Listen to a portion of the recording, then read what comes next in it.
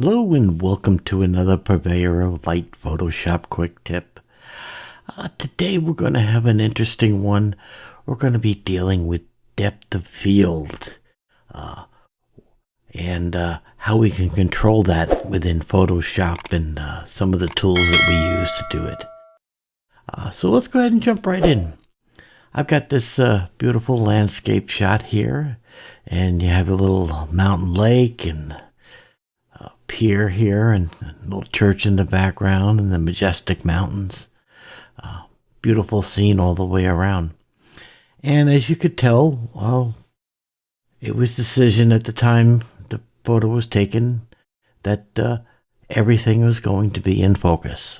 And so the photographer took everything he could do to make sure that everything was sharp from front to back.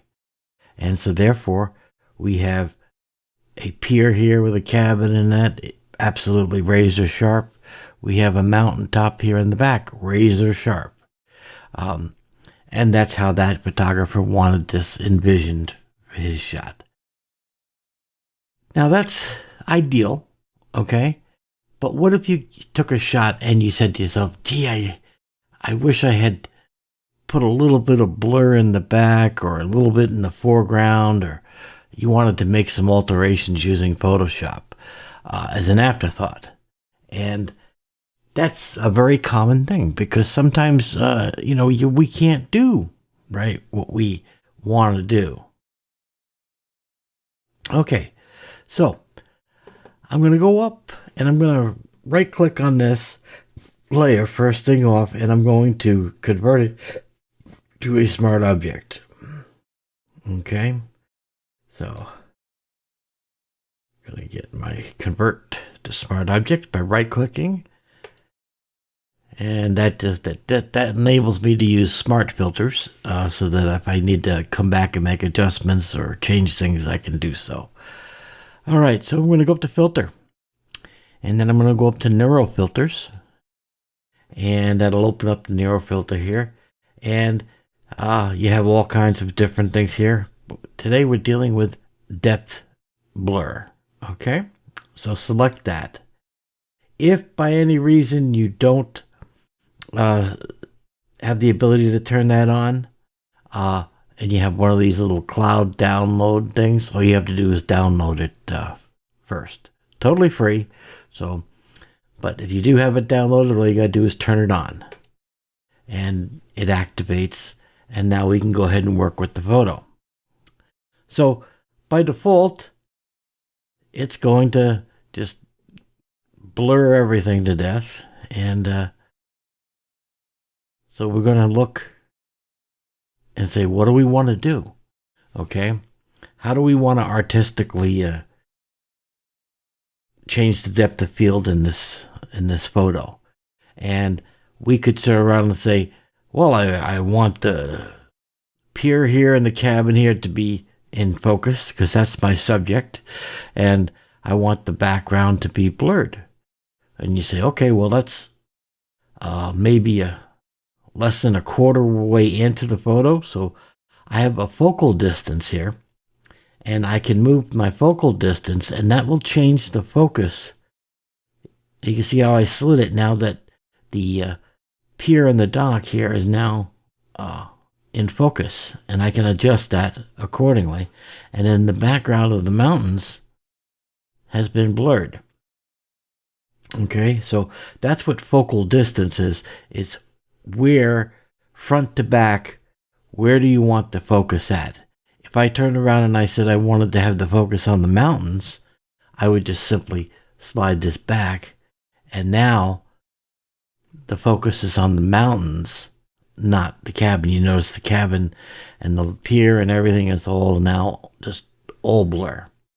Okay, so this is basically you're saying, where do I want the focus at? Okay, so that's about where the cabin is. Now the focal range is the next adjustment. Okay, I want you to think of the focal range as think of it like your aperture on your camera. Okay, and so that, of aperture of 1.8 is going to give you a very small depth of field. And, you know, F32 is going to give you a great depth of field. So right now on the left, it's giving me the maximum blur. So we'll think of this as like it's giving me a blur of F1. Okay. And then if I bring it over to the right, okay, it's bringing everything like F64 into focus.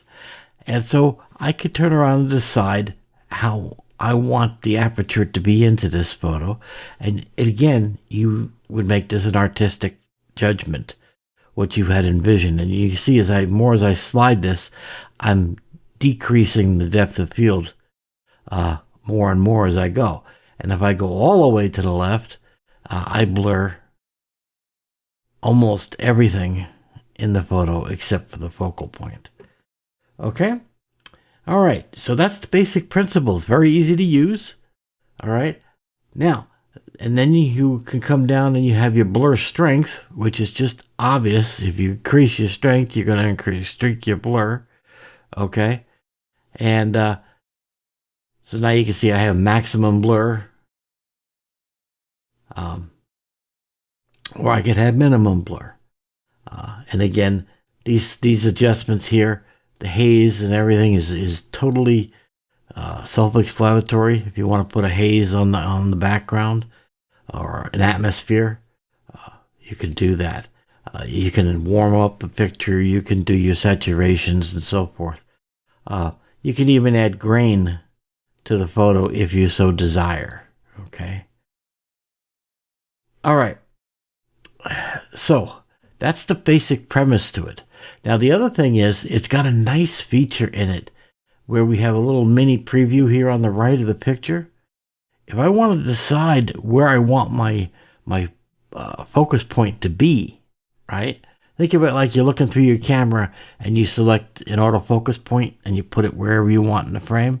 You can do the same thing here. I could turn around and I could click on the mountain. And now, look at that. The focus went to the mountain. If I drag this point over to this mountain, right, you can see that the focus shifts. Or maybe I could move it over to here. And the focus is changing over here. So that's a nice way to do it too. And if you want to, just to the pier, you just move it over and it shifts the focus automatically to the pier in the cabin here. So it's a great little tool. So again, it's all artistic touch, and that there's no right or wrong about what it is. If you want to preview it, you just turn on the preview on, and you can see this is what we started with, okay? And this is what we wound up with. So we made an artistic change to the thing. So it's a very nice tool.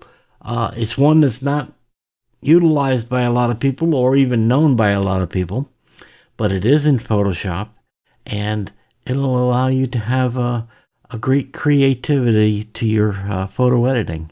So that's it. All right, guys. Till next week, you guys take care.